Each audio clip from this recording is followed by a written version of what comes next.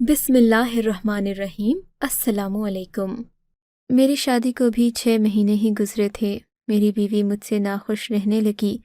तब मुझे किसी दोस्त ने यही मशवरा दिया कि बीवी को ज़्यादा से ज़्यादा तोहफ़े तहाइफ़ ला कर दो, इस तरह वो खुश भी होगी और तुम्हारी कदर करेगी तो घर का माहौल अच्छा रहेगा। मगर महदूद तनख्वाह में बीवी के लिए रोज़ नित नए तोहफ़े तहाइफ़ लाना कोई आसान बात नहीं थी। बहुत सोच विचार के बाद मैंने किस्तों पर एक टैक्सी ले ली और शाम को फारिग वक्त में उसे चलाने लगा। मुझे नए नए ग्राहक मिलते तो उनसे नई नई कहानियाँ जन्म लेती, मगर मैं क्या जानता था कि इस सब में मुझे एक बिल्कुल अनहोना वाक़या भी पेश आएगा। वो जुमे का दिन था। मैं शाम को आराम करने के बाद काफ़ी देर सोया रहा। जुमे की नमाज के बाद अमूमन मैं ऐसा ही किया करता था। शाम को 4 बजे सोकर उठा तो काफ़ी हशाश बशाश था। दोस्तों के साथ बैठक में बातें करता रहा। एहसास हुआ कि आज की दिहाड़ी तो रह ही गई। 8 बजे टैक्सी लेकर निकला तो जाते साथ ही मुझे एक तगड़ी सवारी मिल गई। इन लोगों ने एयरपोर्ट जाना था और एयरपोर्ट यहाँ से तकरीबन 4-5 किलोमीटर दूर पड़ता था। यहाँ का किराया भी अच्छा खासा था। एक ही सवारी में तकरीबन 700-800 रुपये की बचत हो जाती। मैंने इन लोगों के साथ जाने की हामी भर ली। ये शायद मियाँ बीवी थे जिन्होंने बैरून मुल्क एक साथ सफ़र करना था। उनकी बातों में सफ़र करने का एहसास ही ना हुआ। एयरपोर्ट से वापसी पर मैंने सोचा कि इतना लंबा सफ़र बिना किसी सवारी के करने से अच्छा है थोड़ी देर इंतज़ार कर लूँ तो मुझे कोई मुनासिब गाहक मिल जाए। तभी मेरी नज़र काले बुर्के में मलबूस एक औरत पर पड़ी जो न जाने कब से मुझे घूर रही थी। मैं उसे देखकर हैरान रह गया क्योंकि इसे यहाँ खड़े तकरीबन 5 मिनट से ऊपर का वक्त गुजर चुका था। मैं भी सवारी के इंतज़ार में था, सो बार बार नज़र उस गाड़ी का शीशा खटखटाकर बोली, भैया खुदा के लिए मेरी मदद करो। मैंने देखा उसके चेहरे का रंग उड़ा हुआ था। वो बहुत परेशान लग रही थी। उसने नकाब पहन रखा था और वो कोई शरीफ घराने की लगती थी। उसके दूसरे हाथ में हल्का सा एक बैग था जिसमें छोटे मोटे कागजात थे। मैंने उससे वो बैग लेने के लिए कहा कि मैं उसे सहारा देना चाहता था, मगर उसने सख्ती से वो बस्ता अपनी बगल में छुपा दिया और कहने लगी कि अगर तुम मेरी मदद करना चाहते हो तो मुझे सवारी दो। खैर मैंने गाड़ी आगे बढ़ाई। उससे पूछा कि तुमको कहाँ उतारूं। कहने लगी, मेरा तो कोई ठिकाना नहीं। शौहर ने बदकारी का इल्ज़ाम लगाकर मुझे घर से निकाल दिया है। अब मैं तने तनहा यहाँ खड़ी थी। मेरी हालत ऐसी है कि मैं कहीं और सफ़र भी नहीं कर सकती। मेरा घर एयरपोर्ट के करीब ही है। मैं यहाँ इसलिए आई ताकि किसी से मदद ले सकूं। मैंने पीछे मुड़कर देखा तो वो औरत पेट से थी और उसकी तबीयत वाकई ठीक नहीं थी। उसे देखकर मुझे अपनी बहन याद आ गई जिसकी महीना पहले ही बच्चे की पैदाइश के दौरान वफ़ात हो गई थी। मेरी आंखों में नमी तैरने लगी। मैंने उसे तसल्ली दी और कहा, मैं आपको अपनी बहन समझकर अपने घर ले जाऊंगा। मेरी बीवी आपका ख्याल रखेगी। जब तक आपका बच्चा पैदा नहीं हो जाता आप मेरे घर रह सकती हैं। औरत मेरी बात सुनकर बेफिक्र हो गई और कहने लगी, अगर आप ऐसा कर लें तो मैं हमेशा आपकी ममनून रहूंगी। आप तो जानते हैं कि आजकल ज़माना कितना बुरा है। आपका यह एहसान मैं कभी भूल नहीं पाऊंगी। औरत की बातें सुनकर मैं बड़ा मुतासिर हुआ। रास्ते भर वो अज़ियत में मुब्तला रही। लगता था कि उसकी विलादत के दिन करीब ही हैं। हम लोग जब घर पहुँचे तो रात के 11 बज चुके थे। मैंने उसे गाड़ी में ही बैठने का कहा और जल्दी से अपने घर का दरवाज़ा बजाया। बीवी ने दरवाज़ा खोला। झट से कहने लगी, आप कहाँ रह गए थे? मैं आपका इंतज़ार कर रही थी। मैंने उसे बताया कि मैं अकेला नहीं हूँ, मेरे साथ एक औरत भी है जिसका तुमने ख्याल रखना है। बीवी ये सुनते ही भड़क उठी।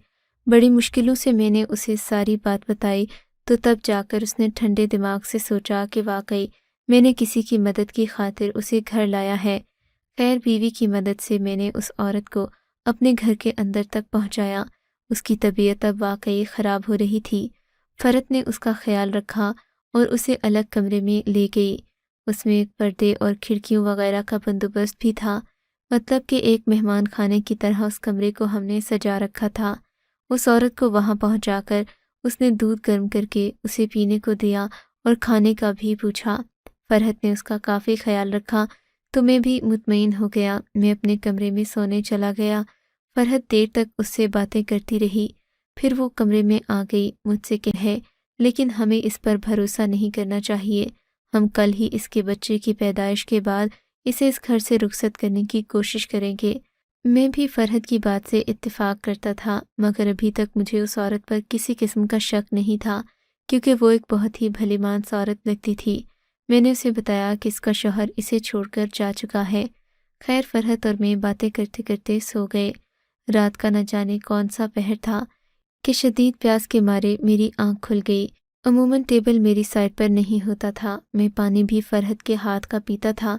मैंने उसे आवाज़ दी तो उसने जवाब न दिया। हालांकि उसकी नींद कच्ची थी। मेरे उठाने पर वो फ़ौरन ही जाग जाती। तब मैंने देखा कि फरहत तो कमरे में मौजूद ही नहीं है। मुझे सख्त हैरत हुई कि फरहत रात के इस वक्त कहाँ चली गई। बहरहाल मैंने उठकर खुद पानी पिया। फरहत को ढूंढने उठने ही लगा था कि नींद के ज़ेरे असर में दोबारा सो गया। सुबह मेरे असर में दोबारा सो गया। सुबह मेरी आँख खुली तो फरहत गहरी नींद सो रही थी। मैंने उसे उठाने की बहुत कोशिश की, मगर वो बहुत ज़्यादा गहरी नींद में थी। मैंने खुद ही अपना नाश्ता बनाया और खाना खाकर ऑफिस जाना ही लगा था कि मुझे उस औरत का ख्याल आया। ये सोचकर कि उसे भी भूख लगी होगी, मैं उसके कमरे की तरफ जाने लगा।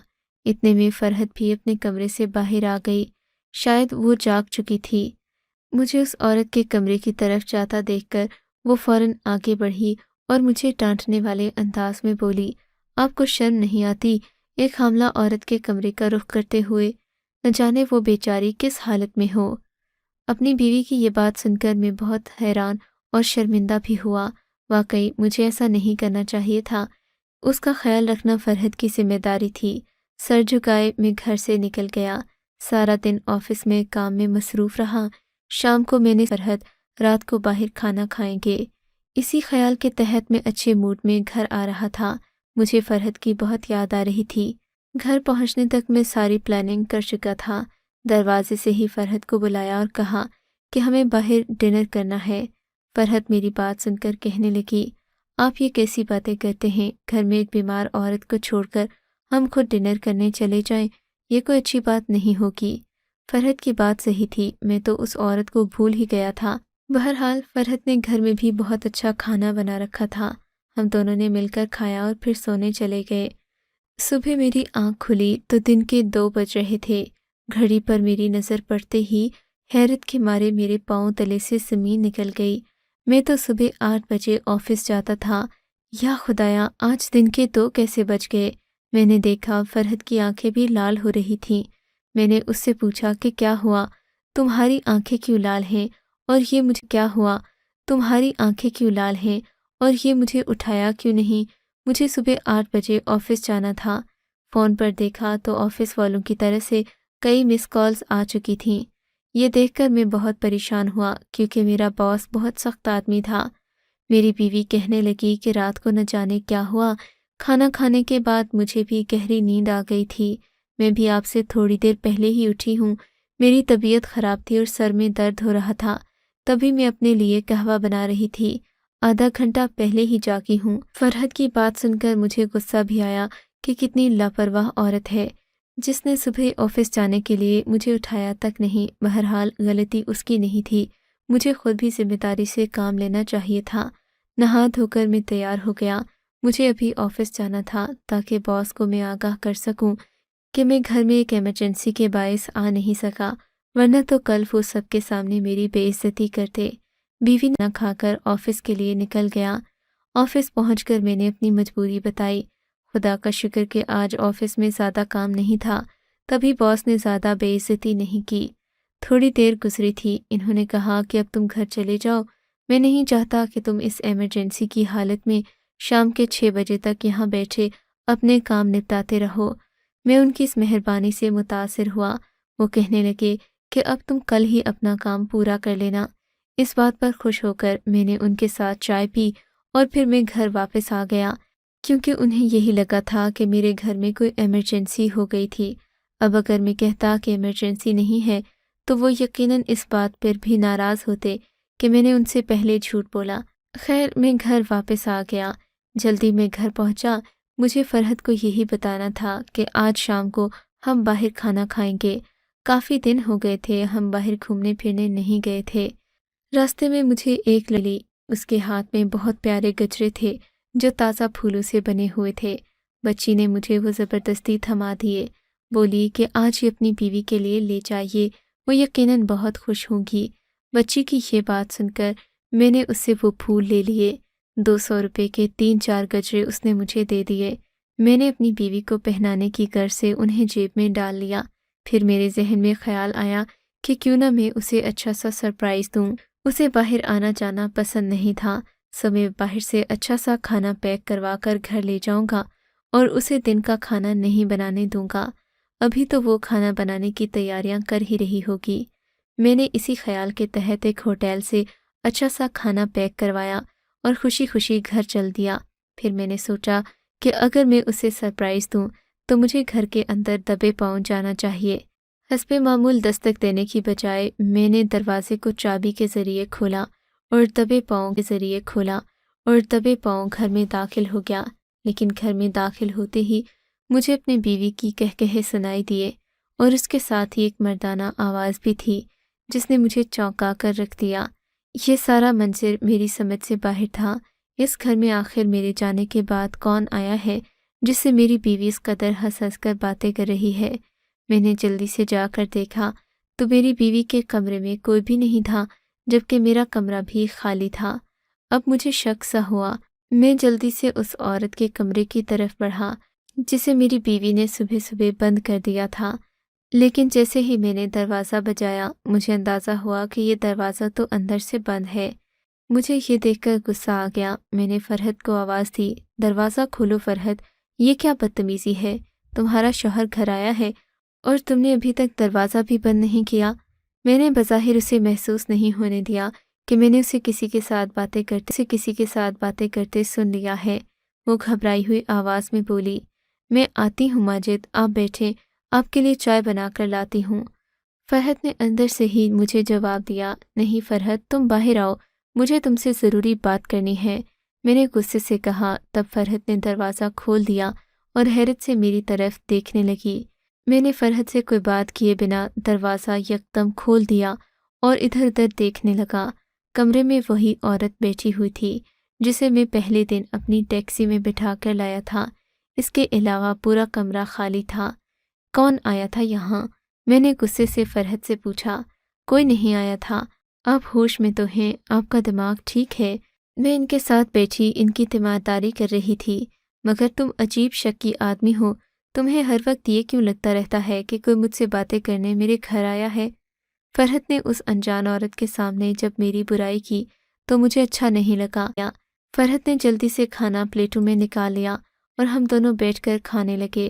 تھوڑی دیر کے بعد میں نے فرحت سے پوچھا، فرحت، مجھے لگتا ہے تمہیں تھوڑے دن کے لیے اپنی امی کے گھر جانا چاہیے، وہ کافی عرصے سے تمہیں بلا رہی تھیں۔ میں نے فرحت سے کچھ سوچ کر کہا، وہ تو صحیح بات ہے ماجد، دل میرا بھی کرتا ہے، مگر اس عورت کو چھوڑ کر میں کہاں جا سکتی ہوں؟ اس بیچارے کی حالت تو ایسی ہے کہ اسے اکیلے بھی نہیں چھوڑ سکتے۔ اس کی یہ بات سن کر میرے ذہن میں کھٹکا سا ہوا۔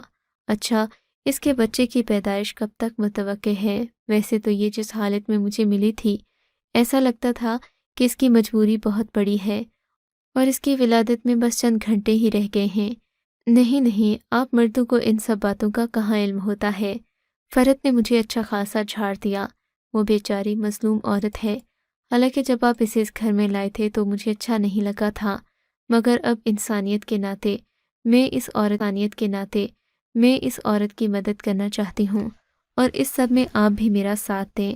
فرحت کی باتیں سن کر میں خوش ہو گیا کہ میری بیوی کو بھی دوسروں کا احساس ہے، لیکن اگلے ہی دن دوبارہ مجھے ایسی ہی شکایت موصول ہوئی، کیونکہ جب میں گھر واپس آیا تو گھر میں سے عجیب سی آوازیں آ رہی تھیں، جبکہ پڑوس کے بھی ایک دو لوگوں نے مجھے اس جانب توجہ دلانے کی کوشش کی تھی کہ میرے گھر سے کسی مرد کے چلنے پھرنے، گفتگو کرنے، باقاعدہ لڑنے جھگڑنے کی آوازیں بھی سنی ہیں۔ اب میں نے مکمل فیصلہ کر لیا تھا کہ مجھے کیا کرنا ہے جس سے سانپ بھی مر جائے اور لاٹھی بھی نہ ٹوٹے۔ ایک دن میں نے اپنی امی کی جاننے والی پرانی دایا خاتون سے رابطہ کیا۔ انہیں ساری صورتحال سے آگاہ کیا اور کہا کہ آپ ہی میرے گھر آ کر اس کیس کا خود معائنہ کریں تاکہ معلوم ہو سکے کہ حقیقت کیا ہے اور کیا جھوٹ ہے۔ اس بات کا ذکر میں نے فرحت سے نہیں کیا کہ کہیں وہ چکنی نہ ہو جائے۔ شام کے تقریباً 3 بجے میں دایا اماں کو لے کر گھر میں داخل ہوا تو میری بیوی کا رنگ انہیں دیکھ کر فک ہو گیا، کیونکہ وہ جانتی تھی کہ یہ دایا اماں ہیں اور ان کا تو یہ کام ہے کہ یہ محلے کی ہر عورت کا معائنہ بھی کرتی ہیں اور ان کو تجویز بھی دیتی ہیں۔ اگرچہ اب یہ رواج کم ہو چکا تھا مگر پھر بھی ان کی بات ہر عورت مانتی تھی۔ میں نے فرحت کے تاثرات کا جائزہ لیتے ہوئے اماں بی کو حکم دیا کہ وہ جا کر اپنی کارروائی شروع کریں۔ انہوں نے فرحت پر ایک نظر ڈالی اور پھر اس کمرے کی طرف جانے لگیں جہاں پر میں نے اس عورت کو ٹھہرایا تھا۔ اماں بی کے تیور دیکھ کر فرحت کو انہیں روکنے کی ہمت نہ ہوئی۔ کمرے میں جا کر انہوں نے سیدھا دروازے کو کنڈی لگا دی۔ فرحت باہر دروازہ پیٹتی ہی رہ گئی مگر اماں بی نے دروازہ نہیں کھولا۔ ان کو میں پہلے سے بتا چکا تھا کہ اس عورت کو یہاں آئے ہوئے کتنی دیر ہوئی ہے اور یہ معاملہ کب سے چل رہا ہے۔ میری اس بات پر انہوں نے کہا تھا کہ تم فکر نہ کرنا، میں چند ہی لمحوں میں دودھ کا دودھ اور پانی کا پانی کر دوں گی۔ اماں بی کو گئے ہوئے تھوڑی ہی دیر گزری تھی کہ کمرے سے چیخوں کی آوازیں آنے لگیں۔ میں جان گیا کہ واقعی دودھ کا دودھ اور پانی کا پانی ہو گیا ہے۔ فرحت بھی کمرے کی طرف بھاگی اور دروازہ بجانے لگی۔ اماں بی نے دروازہ کھول دیا۔ ان کے ہاتھ میں جوتا تھا اور وہ مجھے کمرے میں آنے کا کہہ رہی تھیں۔ میں تو کب سے اس معاملے کا انتظار کر رہا تھا۔ جیسے ہی میں کمرے میں داخل ہوا تو میری مارے حیرت کی چیخیں نکل گئیں، کیونکہ سامنے کوئی عورت نہیں بلکہ ہٹا کٹا مرد بیٹھا تھا جس نے سر جھکایا ہوا تھا اور وہ اماں بی کے ہاتھوں جوتے کھا رہا تھا۔ میں یہ دیکھ کر سارا معاملہ سمجھ گیا۔ قریب تھا کہ میں اس آدمی کا گلا دبا کر اسے اس دنیا سے ہی رخصت کر دیتا مگر اماں بی نے مجھے ایسا کرنے سے روک دیا۔ انہوں نے مجھے ایک ایسی تجویز دی کہ میرا نقصان بھی نہیں ہوا اور میں محلے میں سے بھی بچ گیا۔ میں نے ان دونوں کے ہاتھ پیر باندھے اور ایک گاڑی میں ڈال کر ایک ایسی جگہ لے گیا جس کے بارے میں کسی کو معلوم نہیں تھا۔ باہر سے دروازے کو تالا لگا دیا گیا۔ میں ان خبیثوں کو ان کے کیے کی سزا دینا چاہتا تھا۔ فرحت نے مجھے جو دھوکہ دیا تھا اس کی سزا بھی اسے دینا چاہتا تھا اور ساتھ میں میرا جو وقت اور پیسے کا ضیاع ہوا اسے بھی دوبارہ بحال کرنا چاہتا تھا۔ میں نے فرحت کے باپ سے بات کی اور اسے اپنی بیٹی کے کرتوتوں کے بارے میں بتایا۔ فرحت نے بڑی مہارت سے اس شخص کے ساتھ رابطے میں رہ کر مجھے نہ صرف نقصان پہنچانے کی کوشش کی بلکہ اسے بھی پوری اسکیم سمجھا کر ایسا ناٹک کرنے پر آمادہ کیا کہ وہ ایک عورت کا روپ دھار کر میرے گھر کی دہلیز تک پہنچ گیا اور اس نے نہ صرف میری امانت میں خیانت کی بلکہ مجھے ذہنی طور پر تباہ و برباد کر دیا اور عورت ذات سے میرا ہمیشہ کے لیے اعتبار اٹھ گیا۔ فرحت کے باپ کے لیے اعتبار اٹھ گیا۔ فرحت کے باپ کو ساری حقیقت بتانے کے بعد میں نے کہا کہ جب مرد عورت کا نقصان کرتا ہے تو اسے خرچے اور مہر کی صورت میں وہ نقصان بھرنا پڑتا ہے مگر عورتیں مردوں کی زندگی برباد کر کے یوں ہی ہنسی خوشی چلی جاتی ہیں اور ساری زندگی اپنی بے وفائی پر قصے سنا سنا کر ہنستی رہتی ہیں۔ میں ایسا نہیں ہونے دوں گا۔ مجھے حق مہر اور میری شادی پر جو بھی خرچہ ہوا وہ واپس کیا جائے، کیونکہ میں ایسی بے وفا عورت کے پیچھے اپنے وقت کا ضیاع کرنا اپنی حق تلفی سمجھتا ہوں۔ فرحت کا باپ بھی مجبور ہو گیا تھا کیونکہ میں اس کی بیٹی کو ایک نامعلوم جگہ پر قید کر چکا تھا جہاں سے اس کی رہائی صرف اسی صورت میں ممکن تھی کہ وہ شادی پر ہونے والا سارا خرچہ میرے حوالے کرے۔ فرحت کے باپ کو مجبوراً یہ سب کرنا پڑا کیونکہ اس کی بیٹی ایک غیر مرد کے ساتھ ایک ویران اور سنسان علاقے میں ایک انجان جگہ پر بند تھی۔ بس اسی سب مہارت کے تحت میں نے اپنا سارا خرچہ بھی واپس لے لیا۔ غصہ کرنے کا بھلا کیا فائدہ؟ میں اس شخص کو مار کر جیل میں پہنچ جاتا اور فرحت ساری زندگی میری دولت پر عیش کرتی رہتی۔ اماں بی کا شکریہ ادا کرنا چاہتا ہوں جنہوں نے مجھے فرحت کی سزا خود کو دینے سے روک دیا۔ بلا شبہ وہ جیسی بھی زندگی گزار رہی ہے یہ اس کا حق ہے اور اس کا اپنا عمل ہے۔ میں نے جو کیا وہ میرا فائدہ اور نقصان تھا۔ اب آپ بتائیں کیا آپ بھی میرے دوستوں کی طرح مجھے بغیر آپ کو اگر یہ کہانی اچھی لگی ہے تو اس ویڈیو کو لائک کیجیے اور اس طرح کی مزید کہانیاں سننے کے لیے ہمارے چینل کو ضرور سبسکرائب کیجیے۔ کہانی سننے کا شکریہ۔ آپ سے ملاقات ہوگی اگلی ویڈیو میں۔ تب تک کے لیے اللہ حافظ۔